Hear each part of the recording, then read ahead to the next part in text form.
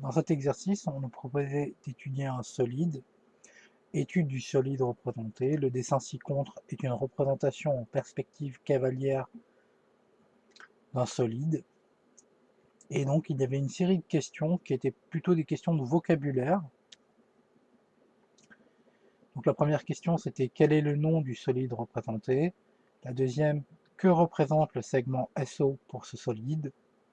La troisième, que représente le segment SA pour ce solide? Que représente le disque de rayon AO pour ce solide? Et la dernière question était l'expression π fois la distance OA fois la distance SA est l'aire d'une partie de ce solide, laquelle? Évidemment, le nom du solide, tout simplement, c'était un cône. Et on peut préciser cône de révolution. On aurait pu préciser le solide est un cône de révolution de sommet S, par exemple.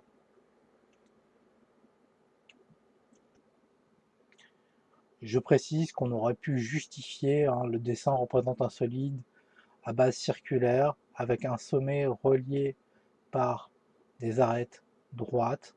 On aurait pu dire aussi que la droite SO était perpendiculaire à AO.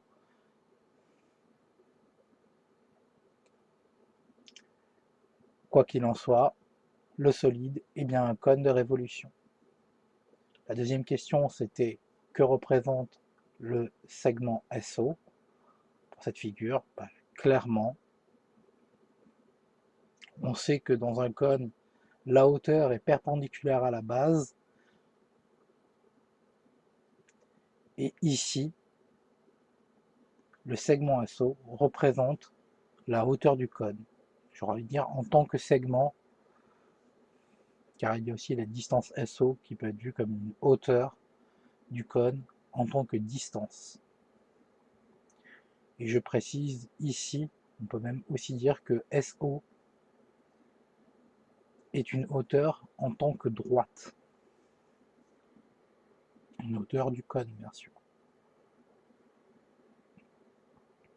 Et d'ailleurs, lorsque l'on dit que dans un cône, la hauteur est perpendiculaire à la base, on parle de la droite hauteur qui est perpendiculaire à la base en tant que figure plane. Continuons sur les questions de vocabulaire. Le segment SA représente quoi pour ce solide? Tout simplement, on a l'habitude de dire que le segment SA est la génératrice du cône. J'avertis, on peut utiliser aussi le mot apothème. Je préfère le mot apothème. J'avertis, techniquement, ce n'est pas une génératrice du cône, mais on accepte en troisième que l'élève dise que c'est la génératrice du cône. On devrait dire plutôt segment générateur. Il faut savoir qu'une génératrice est une droite, et que dans ce cas-là, en fait, le cône aurait une hauteur infinie, et il ressemblerait plutôt à deux cônes collés l'un à l'autre, en hauteur, justement. Mais ceci dépasse quelque peu les notions de troisième. Donc, en troisième, le mot génératrice est accepté. Et donc ici, la génératrice relie le sommet à un point du cercle de base dans un cône. C'est une phrase acceptable à un niveau troisième. Ensuite, que représente le disque de rayon AO? Tout simplement, c'est la base du cône. Donc la base d'un cône est un disque, et c'est une propriété qu'il faut connaître, ça fait partie de la définition d'un cône. Et donc le disque de rayon AO est la base circulaire du cône. La dernière question est un peu plus subtile. on nous demandait que représentait l'expression pi fois la distance OA fois la distance SA. Il faut se souvenir de cette formule qui est très importante. Elle est pratiquement demandée chaque année au BFEM. Je peux presque vous annoncer que vous l'aurez. Je ne sais pas si vous l'aurez à l'intérieur d'un exercice, et dans ce cas-là, ce sera un exercice un peu semblable à celui-là sur les cônes, ou vous l'aurez peut-être dans une question dans le QCM. Donc ici, l'aire latérale d'un cône est donné par la formule suivante: R latéral égale pi fois le rayon fois guillemets la génératrice.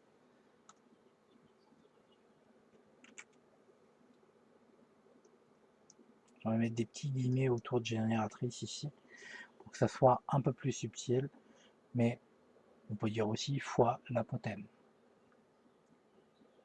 Quoi qu'il en soit, pi fois la distance OA fois la distance SA représente bien l'aire latérale de ce cône.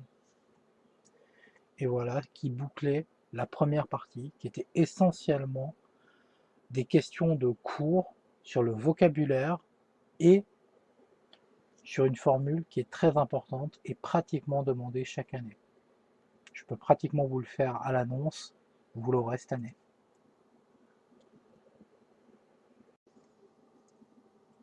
La partie 2 de cet exercice sur les cônes nous donnait plusieurs informations. Premièrement, l'angle alpha mesurait 30 degrés et la distance OA mesurait 6U, 6 unités, U étant l'unité de mesure de longueur. Je précise, cela signifie que U pourrait représenter des mètres, des centimètres, etc. Et donc les unités de mesure de surface seront U carré et les unités de mesure de volume seront U au cube. Attention, ce genre d'oubli enlève des points. Donc la première question était de justifier que le segment SA mesure 12 U. Pour justifier cela, il suffit de remarquer que SOA est un triangle rectangle.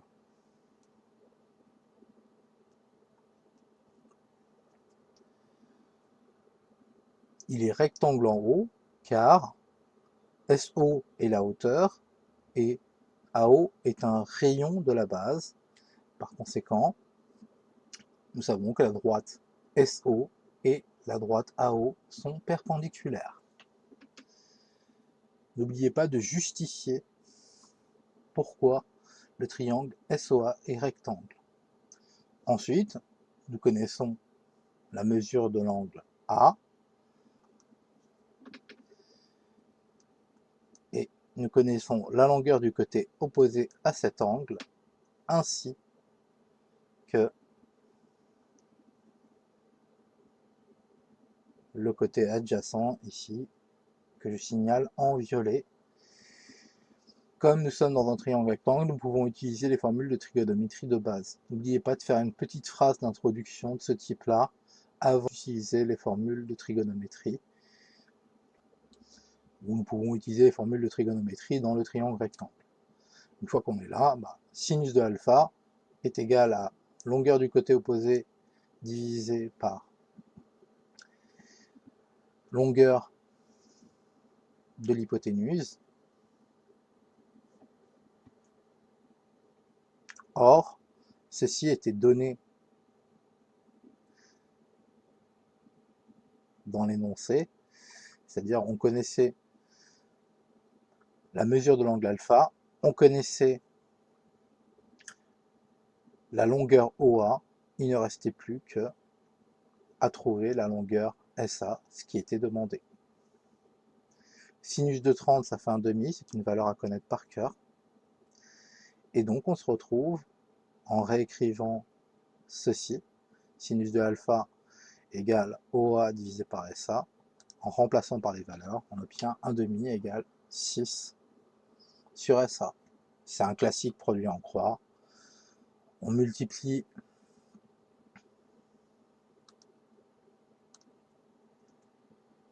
les deux valeurs sur la diagonale connue. Donc on ferait 2 fois 6 et on est censé diviser par ce qui reste, par 1. Donc divisé par 1, ça ne change rien. Donc autant écrire directement SA égale 6 fois 2. Mais techniquement, si on utilise la technique de la quatrième proportionnelle, on devrait écrire 6 fois 2 ou 2 fois 6 divisé par 1. Ainsi, on obtient bien 12 et, ne surtout pas oublier, 12 unités. Passons à la deuxième question. Justifie que le segment SO mesure 6 fois racine de 3 U. Donc, je vous rappelle que U, c'est l'unité de mesure de longueur. Pour justifier que la distance SO mesure 6 fois racine de 3 unités, il faut une première hypothèse. Bon, SOA est rectangle en haut, on l'a déjà dit tout à l'heure, on peut répéter l'explication, car SO est une hauteur et OA est un rayon de la base. On est dans un cône régulier, donc un cône de révolution régulier d'ailleurs, et par conséquent, le triangle est bien rectangle en haut. Ainsi, d'après le théorème de Pythagore, nous avons l'égalité suivante. SA au carré égale SO au carré plus OA au carré. Bien sûr, je parle des distances. Pour effectuer le calcul, dans un premier temps, on remplace par les valeurs connues. On savait que la distance SA était égale à 12 et la distance OA était égale à 6. Donc, je substitue et je calcule. 12 au carré, ça fait 144. 6 au carré, ça fait 36. Et je me retrouve avec cette équation-là. On va isoler SO. Alors, plusieurs façons de le faire, mais en général, on fait juste passer le 36 de l'autre côté. Et ça nous donne SO au carré égale 144 moins 36, autrement dit 108.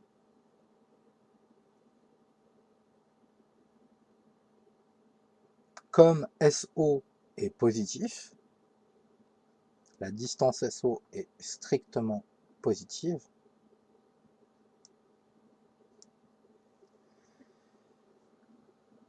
la distance SO est égale à racine de 108. Vous n'êtes pas obligé de mettre cette justification, mais c'est assez sympathique. C'est pour éviter de dire que on est dans le cadre d'une équation où on pourrait avoir x au carré égale 108 et où les deux solutions sont racine de 108 et moins racine de 108.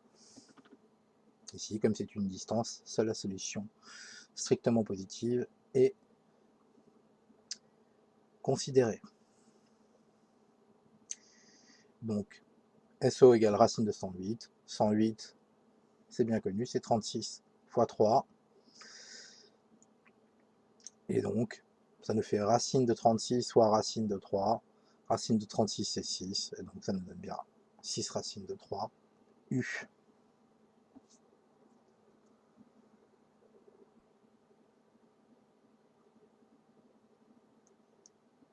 La troisième question, c'était calculer l'aire de la surface totale de ce solide en fonction de U.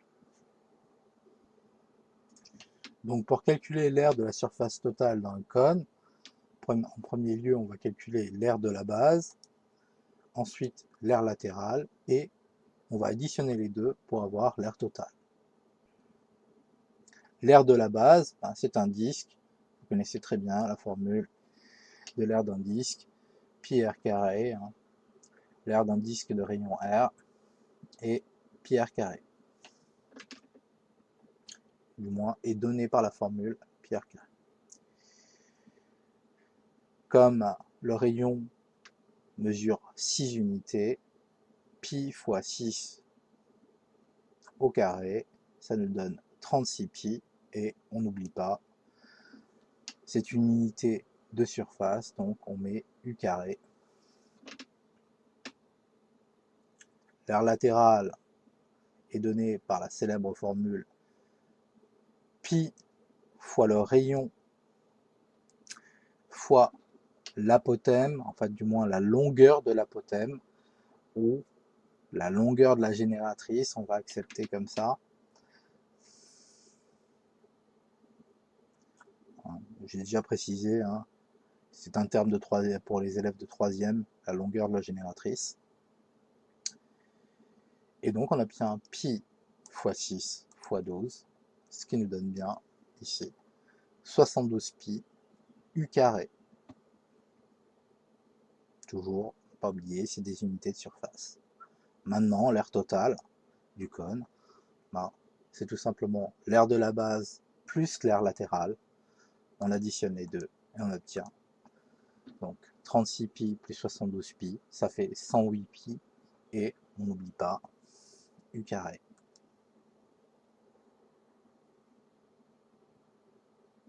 Finalement, l'aire totale du cône est de 108 pi u carré.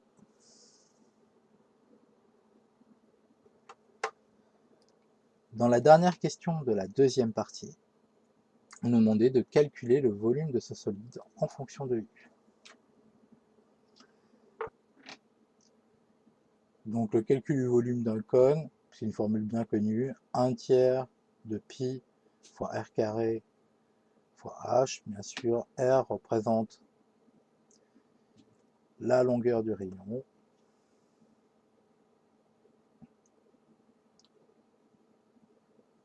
V égale 1/3 de pi fois 6 au carré fois 6 racine de 3. Ici, 1/3 de pi fois 36 fois 6 racine de 3. Simplifier ici par exemple 3 et 36. Et 36 divisé par 3, ça donne 12. 12 fois 6, 72. Résultat, 72 racine de 3 pi u au cube.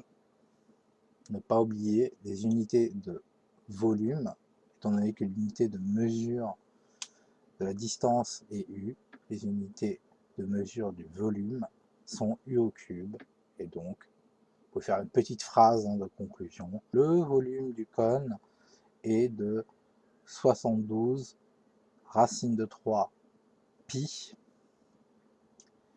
u au cube.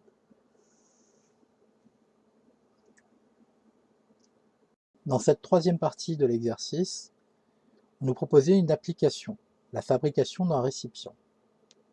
Un groupement d'intérêt économique, GIE, dispose d'un solide en matière plastique ayant la forme du solide représenté ci-dessous, avec OA, c'est-à-dire la distance OA, qui mesure 6 décimètres. L'angle alpha mesure 30 degrés. On sectionne ce solide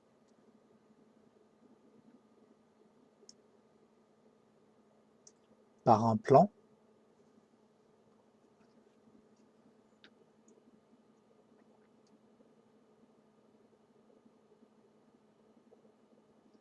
parallèle à la base, situé à une hauteur de 4 fois racine de 3 décimètres à partir du point S, pour obtenir une bassine en forme de tronc de cône. Donc, je me place sur le point S, je descends à peu près 4 racines de 3, et on imagine ici que l'on a un plan de coupe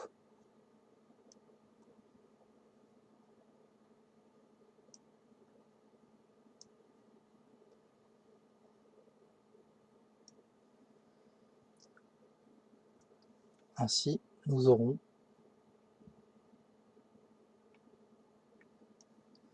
ceci, et donc le tronc de cône sera le cône auquel on a enlevé la partie supérieure. La question est: détermine le nombre maximal de sachets de jus de fruits de 30 centilitres que ce récipient pourrait contenir.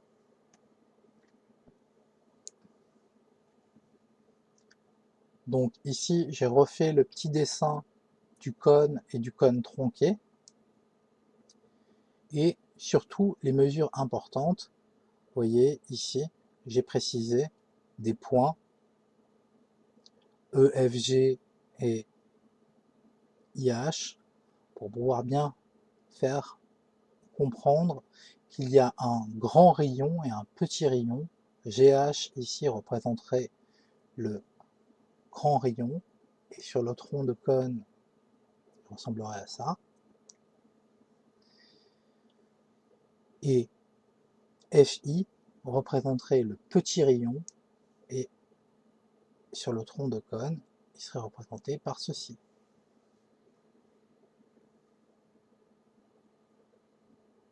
Bien sûr, la hauteur du tronc de cône serait représentée par la distance entre les deux centres des cercles formant la base du tronc de cône et le haut du tronc de cône. La première chose à faire dans ce genre d'exercice, c'est de calculer donc la hauteur du tronc de cône, que j'ai appelé h-tronc. Tout simplement, la hauteur du tronc de cône, étant donné que l'on savait que la distance de S au plan coupant le cône était de 4 racines de 3, ici on aurait eu les points E, F, G qui étaient alignés, et en fait le point E correspondait à notre point S, qui était le sommet du cône.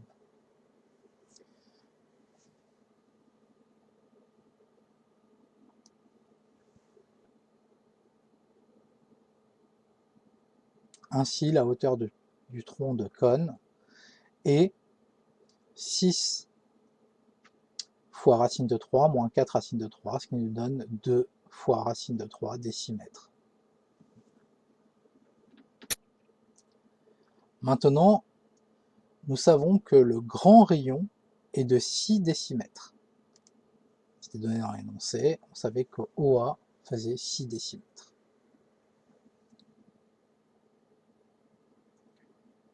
Par conséquent, il nous reste à trouver la longueur du petit rayon. Et pour cela, on fait tout simplement un produit en croix, car c'est un jeu de proportionnalité. On peut aussi voir ça comme une version particulière du théorème de Thalès.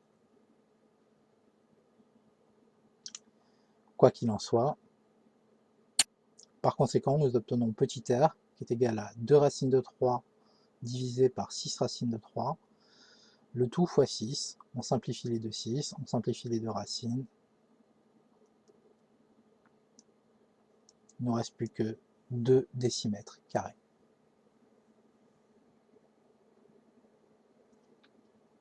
Maintenant, il nous reste à calculer le volume du tronc de cône, et pour ceci, on a une jolie formule, il faut la connaître. Donc c'est le volume du tronc de cône d'une pyramide.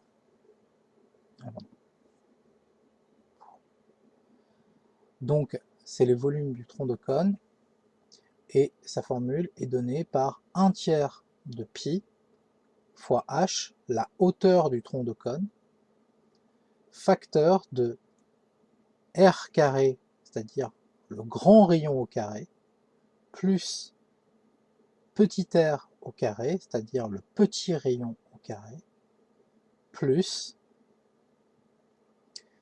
le grand rayon fois le petit rayon. Cette formule est très importante et elle est souvent demandée. Ainsi, nous reportons toutes les valeurs que l'on avait. Le volume du tronc, c'est 1 tiers de pi fois 2 fois racine de 3, qui représentait la hauteur du cône, et le grand rayon était de 6, donc 6 au carré ça fait 36. Le petit rayon était de 2 décimètres carrés, donc il mesurait 2 décimètres carrés, donc 2 au carré ça fait 4.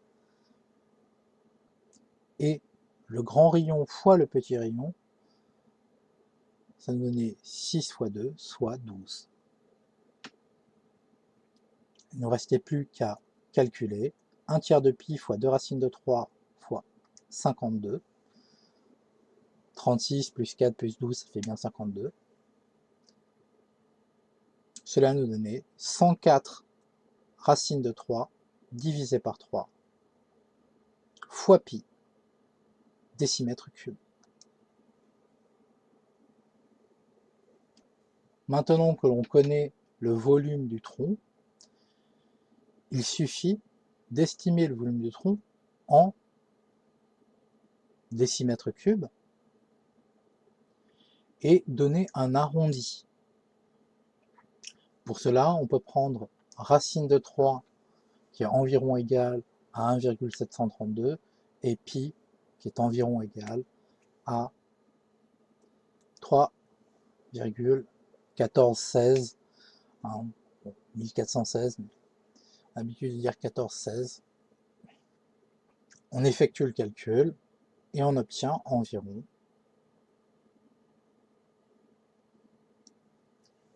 60,01 décimètres cubes. Ici, vous êtes obligé de poser les calculs car vous n'avez pas de calculette, je pense, pour ce genre d'exercice. Donc, posez les multiplications, il n'y a aucun problème. C'est pénible, mais bon. Vu que la question était assez bien payée, je crois que cette question-là, rien que cette question-là, était sur 2 points, quelque chose comme ça, 2 ou 3 points, 3 points je crois. La question complète. Et maintenant, on va évaluer le nombre de sachets. Comme chaque sachet faisait 30 centilitres, on convertit en litres pour avoir les mêmes unités. Et il ne faut pas oublier une chose, c'est que 1 décimètre cube est égal à 1 litre. C'est une astuce très importante pour convertir les mètres cubes, etc. Vous pouvez imaginer hectomètre cube, peu importe, en litres. On passe par le fait que 1 décimètre cube égale 1 litre. Ainsi, nous avons équilibré les unités et nous pouvons effectuer la division pour savoir combien de sachets nous allons pouvoir mettre dans ce récipient. 60,01 divisé par 0,3, ça fait environ 200. Donc, le récipient peut contenir au maximum 200 sachets de jus de fruits.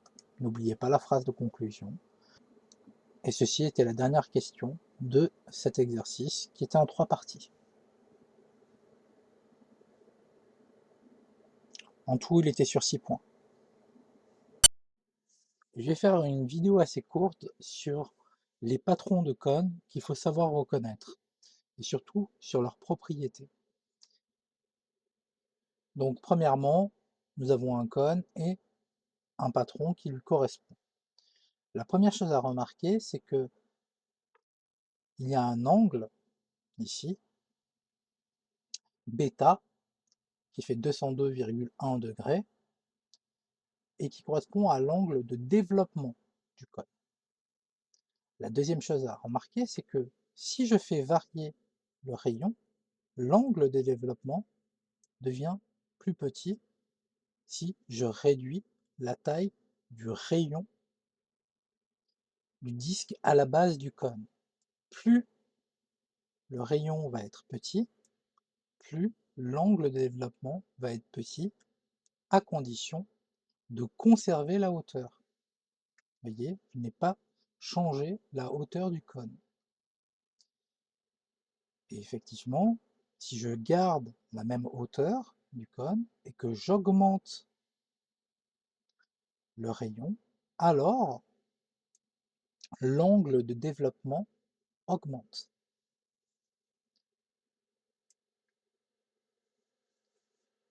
Maintenant, imaginons que je fixe le rayon à 4 et que je m'amuse à modifier la hauteur du cône. Plus j'augmente la hauteur du cône, plus l'angle de développement baisse. Hein, l'angle bêta, ici, vous voyez, il fait 136 degrés lorsque le cône a une hauteur de 9,8, mais si je lui mettais une hauteur par exemple de 11,2, l'angle de développement mesurerait 121. Maintenant, que se passe-t-il si je baisse la hauteur et que je garde le rayon pour le disque à la base du cône? L'angle de développement augmente. Donc ici, vous avez vu un bon nombre de patrons pour les cônes et vous pouvez imaginer que je pourrais m'amuser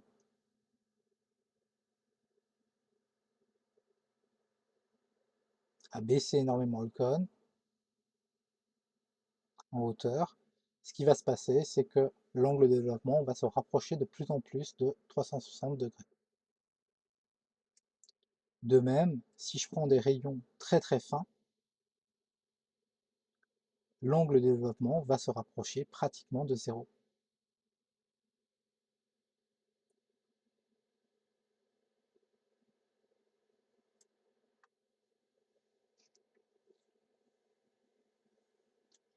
Et voilà les premières choses à savoir sur les patrons.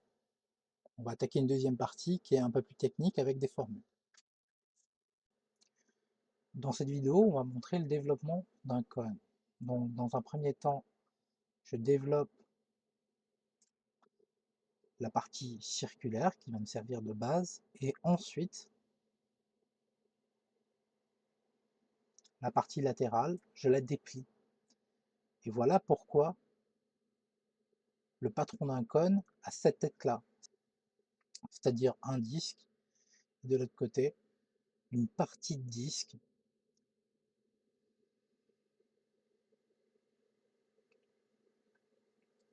Bien sûr, on pourrait tout à fait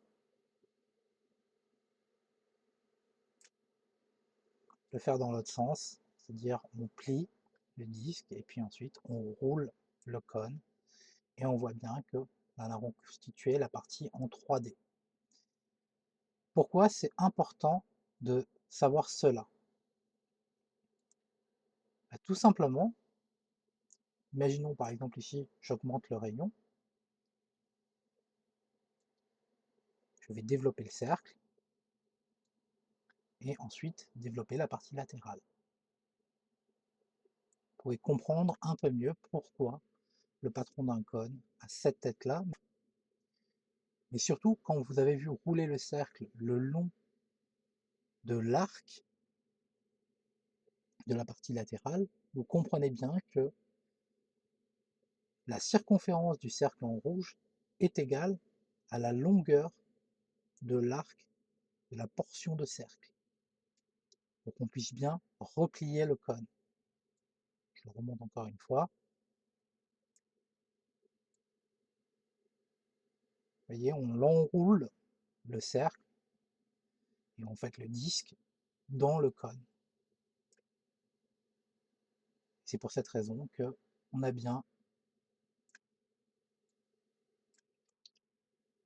les patrons de cône qui ressemblent à ça, à cela. Et c'est ce qui va nous amener à la formule la plus importante sur les patrons de cône. La troisième chose qu'il faut savoir faire sur les patrons de cône, c'est reconnaître qui est qui, c'est-à-dire reconnaître quelle distance correspond à quelle distance entre le patron et entre le cône de révolution formé.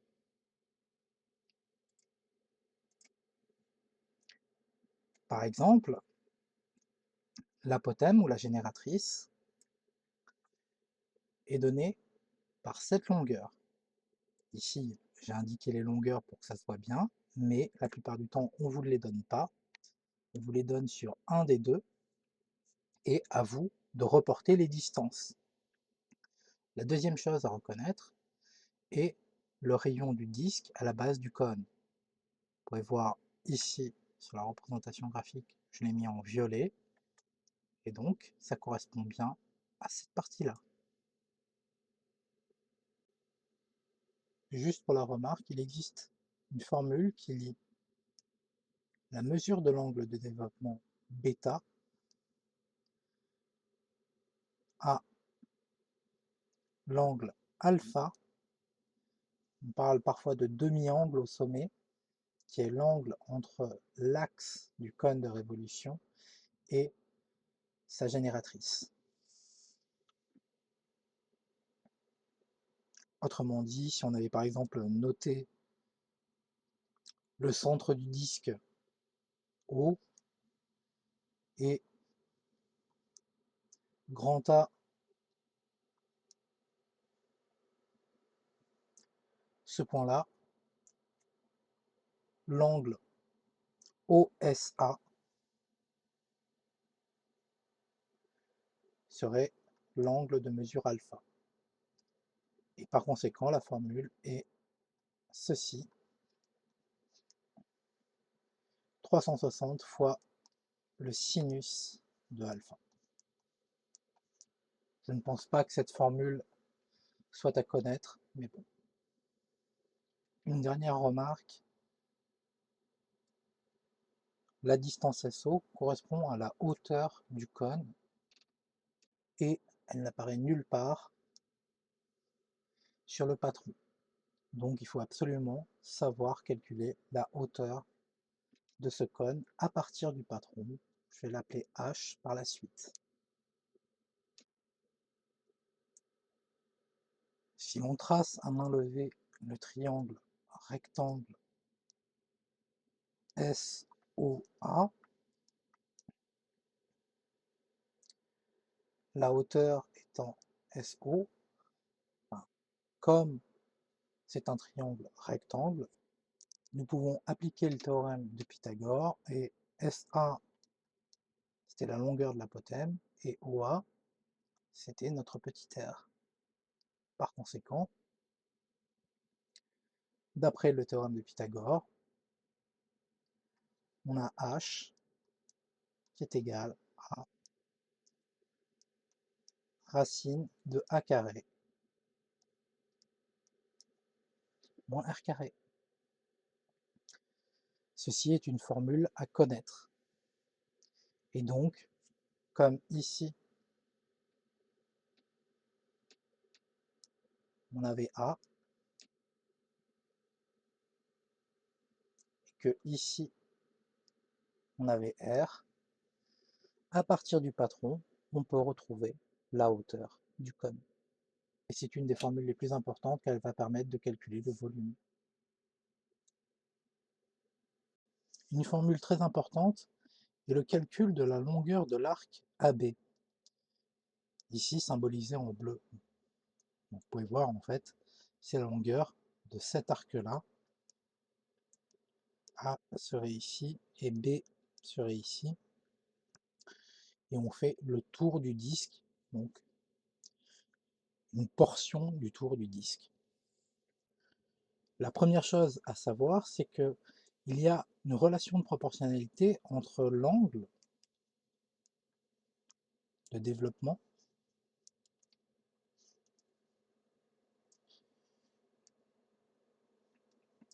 et l'arc.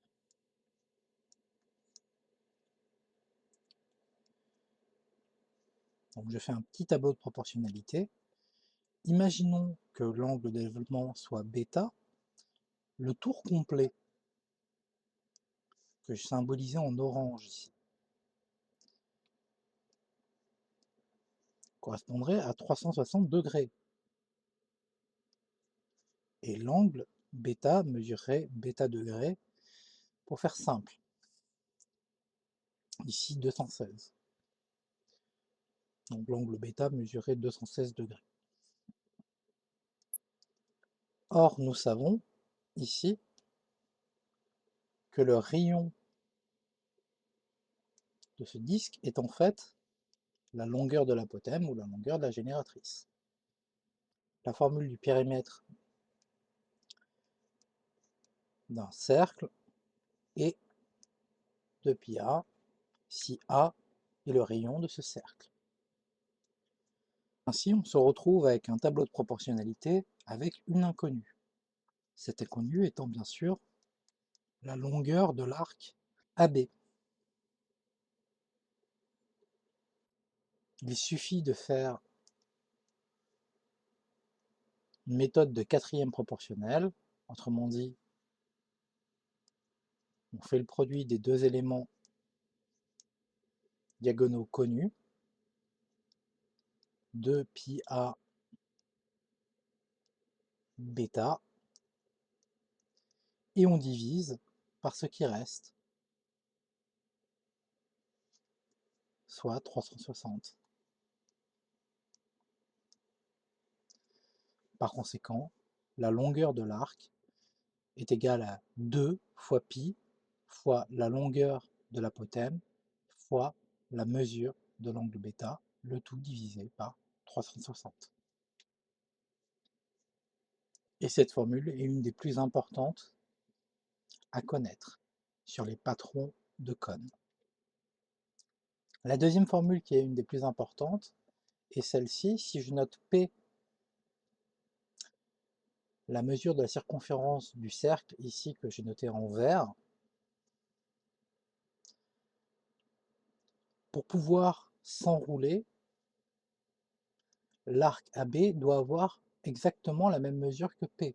Autrement dit, on a P qui est égal à la longueur de l'arc AB. Certes, mais l'on sait qu'on a le rayon du disque à la base du cône, et donc par conséquent, P est égal à 2πr. En remplaçant de l'autre côté avec la formule que l'on a obtenue tout à l'heure, on obtient 2πr égale 2πa bêta divisé par 360. Et cette formule est une des plus importantes sur les patrons de cône car elle permet alors de trouver le rayon si on connaît la longueur de l'apothème et la mesure de l'angle de développement par exemple. Pour la remarque, il suffira dans ce cas-là de simplifier par 2π, mais aussi en jouant sur du calcul littéral, on peut trouver par exemple la longueur de l'apothème en connaissant la mesure de l'angle bêta et la longueur du rayon du disque à la base du cône. Et justement, la dernière partie sera de montrer toutes ces formules sur le cône et toutes les formules à connaître par cœur sur le cône. Même si les deux formules que je viens de vous présenter ici ont été les plus demandées au BEFM. Nous attaquons à la dernière partie sur les cônes, et donc c'est le formulaire sur les cônes. Premièrement, l'aire latérale est égal à pi fois le rayon de la base fois A qui est la longueur de l'apothème.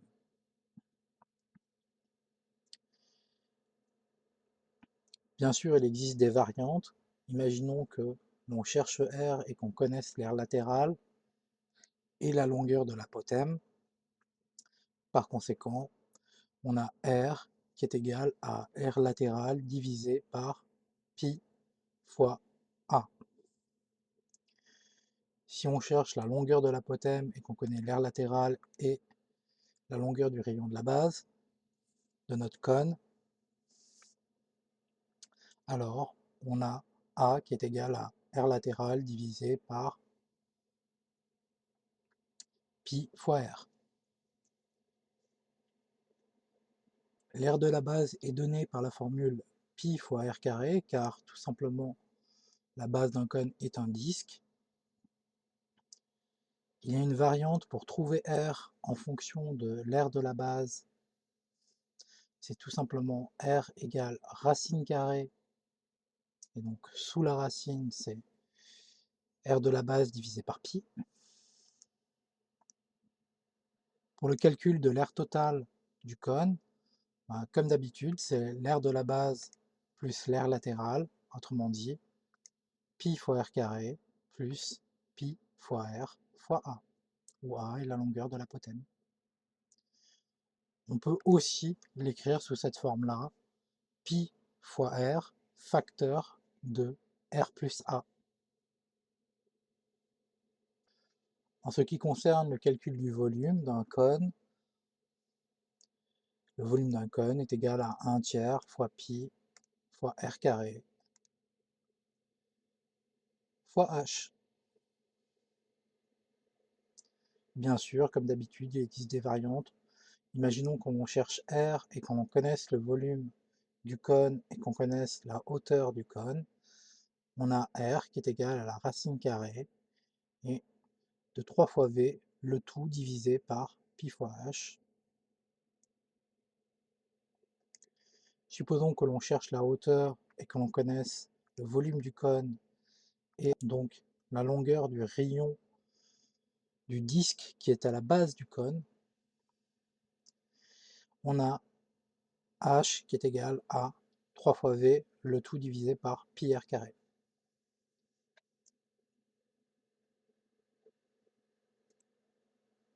Maintenant, parmi les formules importantes, on peut calculer la longueur de l'apothème si l'on connaît la longueur du rayon de la base et la hauteur du cône.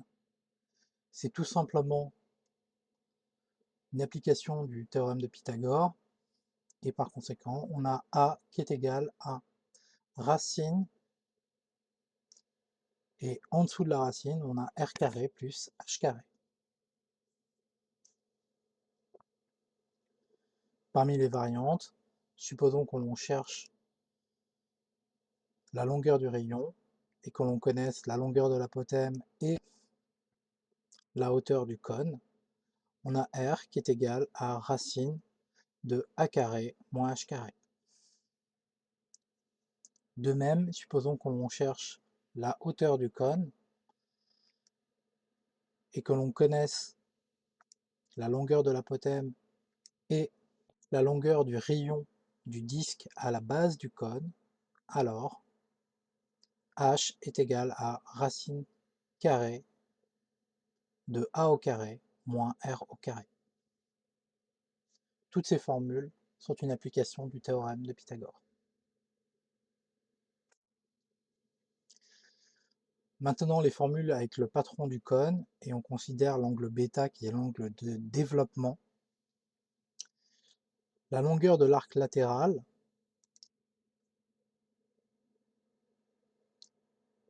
est 2πr. Je précise qu'il y a d'autres façons de l'écrire. La mesure de l'angle β en degrés est donnée par 360 fois le rayon, le tout divisé par la longueur de l'apothème. Je parle bien sûr de l'apothème du cône.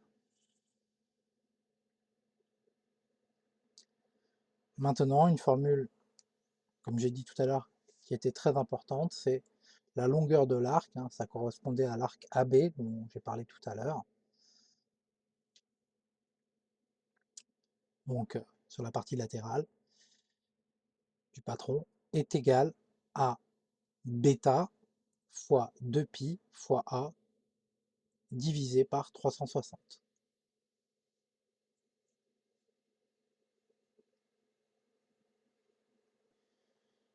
Ici, on montre quelques variantes avec β. Donc on avait dit que β était égal à 360 fois r divisé par a, où a est la longueur de l'apothème et r est toujours le rayon du disque formant la base du cône. On peut isoler R, et R sera égal à A fois β divisé par 360.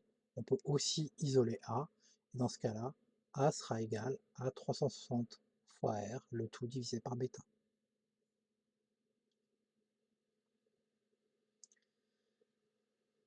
De même, en utilisant la formule, la longueur de l'arc, sous-entendu l'arc AB que l'on avait tout à l'heure, qui est égal à bêta divisé par 360 fois 2pi fois A, on peut isoler bêta, si c'est lui l'inconnu, et que l'on connaît la longueur de l'arc, bêta sera égal à 360 fois la longueur de l'arc de la partie latérale, le tout divisé par 2pi fois A.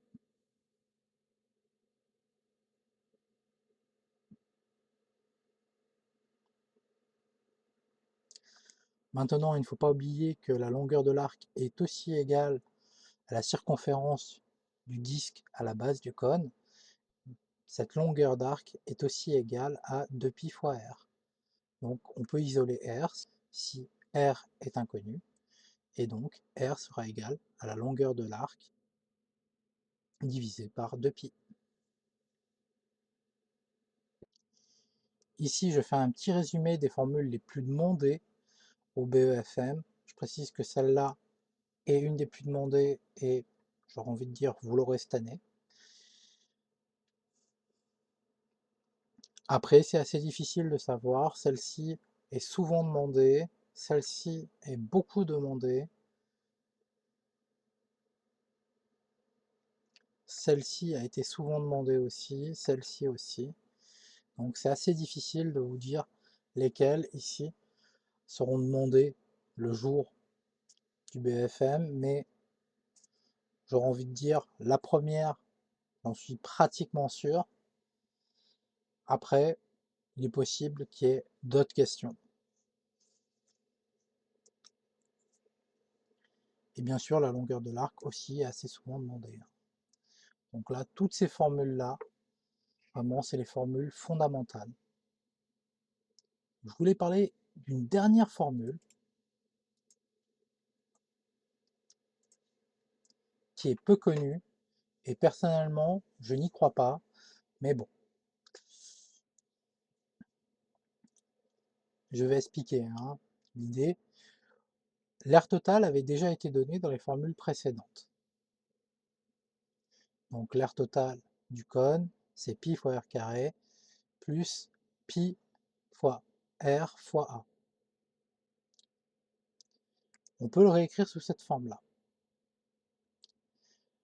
Mais on peut essayer d'isoler R si l'on connaît l'air total, si on connaît la longueur de l'apothème, on peut arriver à trouver le rayon du disque.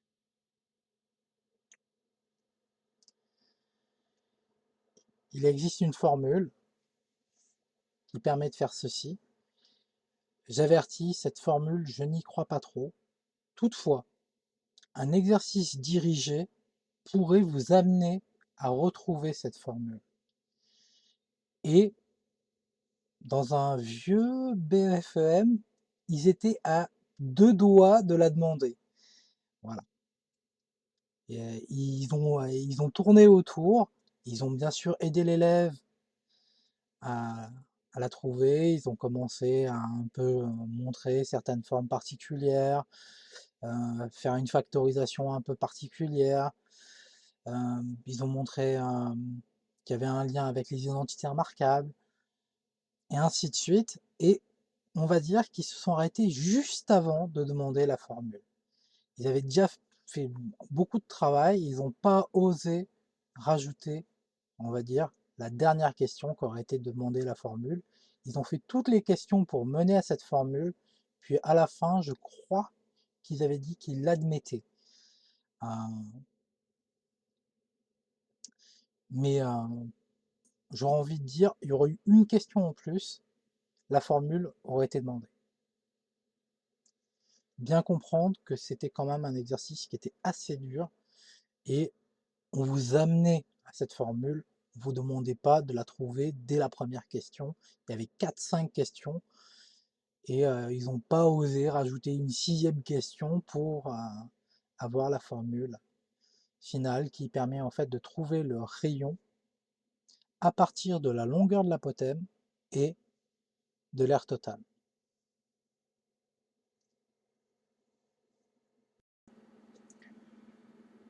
Cette question est très importante car elle est tombée en 2023 et en 2022 au brevet de fin d'études moyennes du Sénégal.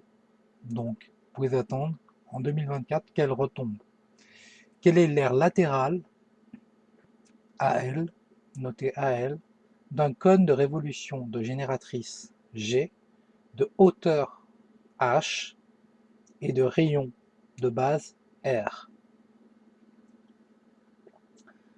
Alors, une petite remarque sur le vocabulaire, en réalité la génératrice est une droite, mais ici, l'idée de la génératrice, en fait, je vous ai dessiné un cône, il n'était pas dessiné, mais la génératrice, c'est cette partie-là, et en fait, c'est la longueur de ce qu'on appelle l'apothème, SB.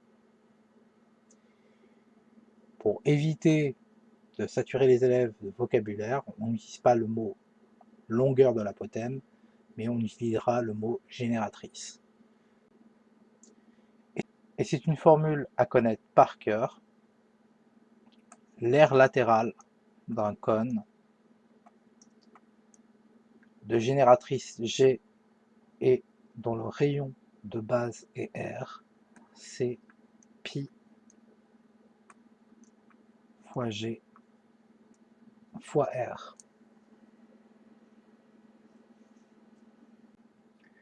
Donc ici, il suffit de regarder pi fois G fois H, c'est pas ça. Pi R carré fois G non plus. R fois G fois pi. On s'est juste amusé à intervertir les termes. Et ça, c'était une question de cours. Il y a une variante de cet exercice. Quelle est l'aire latérale en centimètres carrés d'un cône de révolution de rayon de base R, 2 racines de 2 cm et de génératrice G égale racine de 18 cm? Tout simplement, l'aire latérale est donnée par pi fois G fois R. Autrement dit, ici, pi fois 2 racines de 2 fois racine de 18.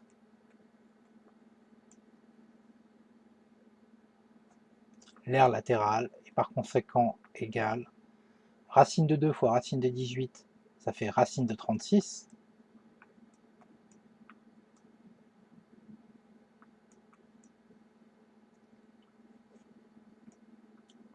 En regroupant les deux racines, racine de 36, c'est une valeur à connaître par cœur, ça fait 6. Pi fois 2 fois 6, 2 fois 6, 12, donc le résultat est 12 pi centimètres carrés, car tout était en centimètres. Et faire attention, c'est une aire latérale, par conséquent, c'est en centimètres carrés. Dernière petite remarque sur les cônes et les génératrices.